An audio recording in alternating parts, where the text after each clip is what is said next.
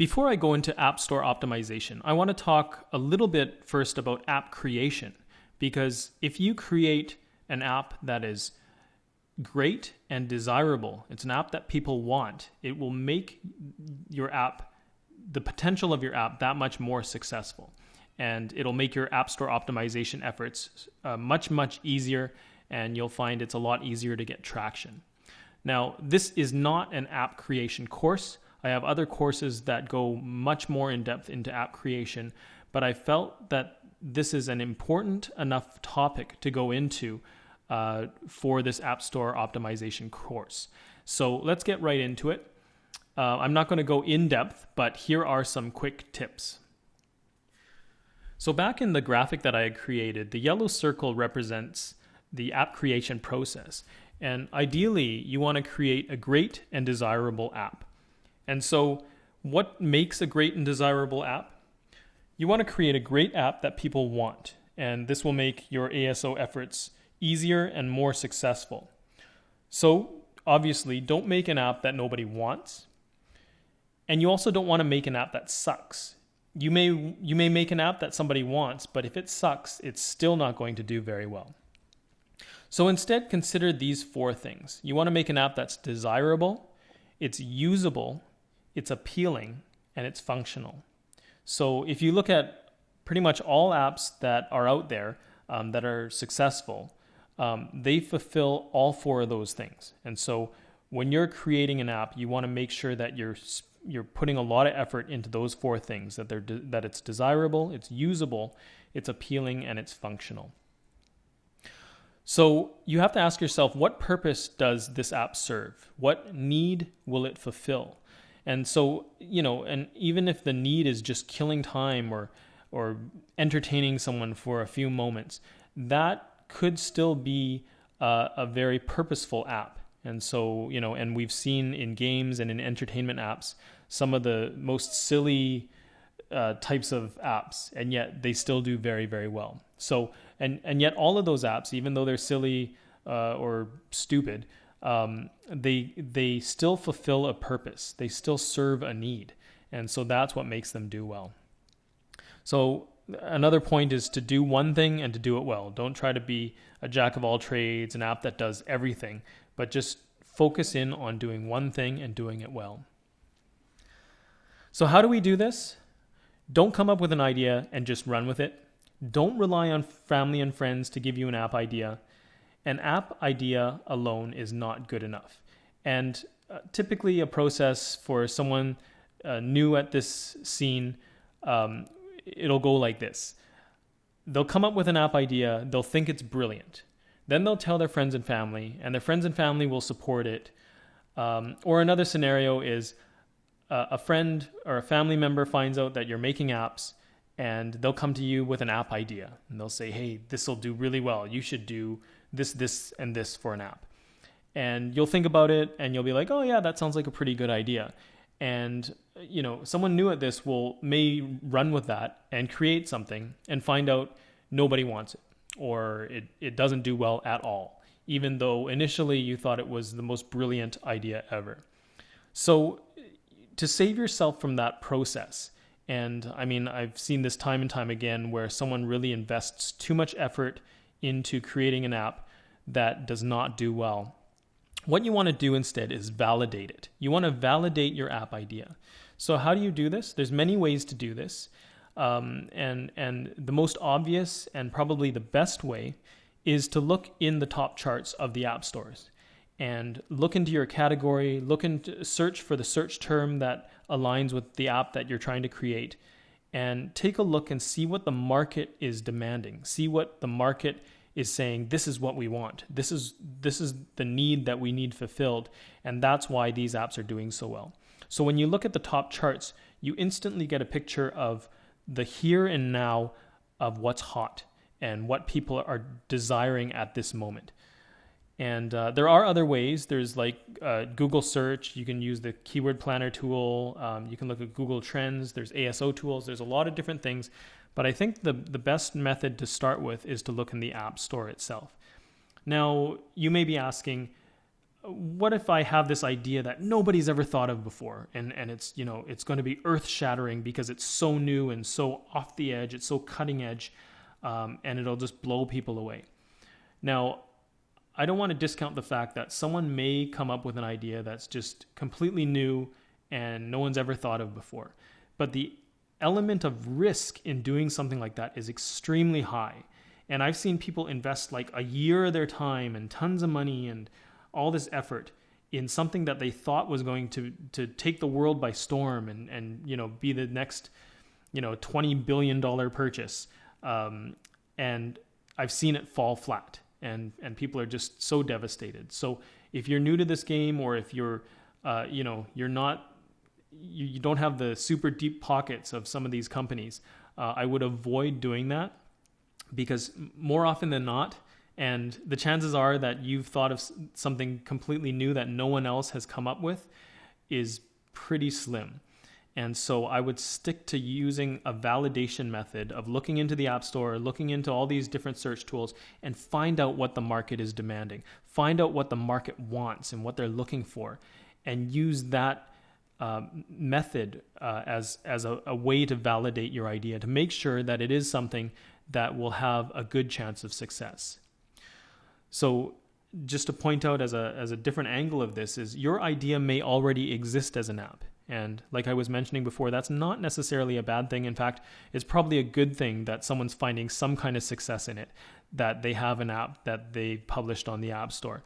And but if you do find an app or several apps that already have taken your idea, focus on how you can make your app better than theirs. And so a good way to do this is to read the description as to what it does, look at the reviews, and find out what people are complaining about and ways you can make it better. And it doesn't have to be just in terms of functionality. You can make an app better. You can make your app better through better graphics, through better sound effects, through enhanced features, through more efficient ways of doing things. There's many different ways that you can make an app better than what's already out there. So that might require a little bit of homework and just finding out what people are saying about existing apps. But just because you find an app that's already in the App Store, that's already doing what you thought of doing, doesn't mean that you should just can the idea and not do it. In fact, it may be validating it already, and a good way to use that as a springboard to create an even better app that serves a better purpose. So I'm going to do a quick demo here of just validating an app idea in hopes to create a good app. Now, keep in mind, this is just for demo purposes. It's just for teaching and training. I'm not actually going to create this app, and it's not something that I'm suggesting you should do, but I'm using it for demo purposes just to help illustrate the concepts that I'm teaching. So, and I'm also using iTunes, the iTunes App Store. You may, it would be very similar researching it on the Google Play Store. But just for demo purposes, I will be using the iOS App Store. So I've thought about creating a signature app, and what that is basically, I know there's a lot of people with legal documents. For example, realtors, they may be buying or helping a client buy or sell a house, and when they get down to the nitty-gritty, ultimately the buyer and the seller will have to sign a purchase agreement to buy a house or sell a house. And so I was thinking of creating an app where they could use their finger and sign the document on a tablet or a phone, and have that signature with their finger be legal and binding for the document that they're signing. And I do know that apps like this already exist, but it was just something that I want to use for demo purposes. So up in the search box in the top right-hand corner here, I'm just going to type in signature. And there are some suggestions, but I'll just say signature. Let's just see what comes up there.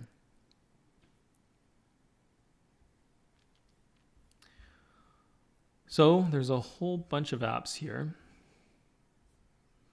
And Sign Easy, Sign Now, A+ Signature Lite, lots of signature apps. But let's just click on the first one here and take a look. So yeah, there's someone, signing a document here and using that there. So what I would do here is I would actually go through all of these and just maybe read through some of the reviews, look at the screenshots to see what they're doing with it. Here's their reviews. Look through all versions of the reviews. This one's all five stars and 4 stars. I'd read the more lengthy ones to see if they have any suggestions. And I'd start jotting down ideas of how I could make a better signature app or signing document app. And I'd go through all of these just doing the research. And I'd spend some time both on the Google Play Store as well as iOS going through this. I'm not going to do it now just for the sake of time and keeping this video short. But the other thing I want to show you is also just doing some research on Google. And if I was to type in signature app on Google, it would come up with 3 great digital signature apps. I'd go through all of these links and just do some research on what's out there. So I can see there's some apps listed here like Sign Now, Sign Easy. And again, I'd go through all these links and I'd take notes on what existing apps are doing. I'd take notes on competitors, and I'd also take notes on how I could potentially improve upon some of these existing apps. The other thing I would look at is trends.google.com. And if you've never used Google Trends before, something good about it is you could type in like signature app here, and it'll actually give you a little graph over time of the popularity of this search term. So signature app, back in 2009 basically didn't have any searches at all, but suddenly it started taking off, and that's probably the first time a signature app and signing with your finger came out and became popular. But you can see that this is an uptrend, which is a good sign. Anything that is trending up is definitely something worth looking into. And I can add another term here, and maybe I would want to say digital signature. And that way I can actually compare the two in terms of trending over time. And you can see this red line represents digital signature, and the blue line represents the search term signature app. And you can see that digital signature is head and shoulders above in terms of search volume over signature app. But having said that, both these terms are very promising because there's a lot of search volume for that. People are looking for that kind of thing. So I might also, search for electronic signature, and we can see search volume for that is not quite as high as digital signature, but much higher than signature app. And I'd look at the trend lines as well as the search volume over time. And so this is Google Trends. I find it really good for validating an idea, as well as comparing maybe 2 different terms and see which one's more popular, which one has more volume overall. So that was just a very brief overview of how to create a great and desirable app. Again, this is not an app creation course. I've got other courses on that go much more in depth into this. But for now, the main point I wanted to point out is you want to create an app that people want, that's really functional. It serves a purpose, and people are going to like. And if you don't do this, you're going to have a lot of trouble no matter how much App Store optimization you do. And that's why this step is so critical, and I wanted to mention it first and foremost. So create a great and desirable app, and you will see success in your App Store optimization.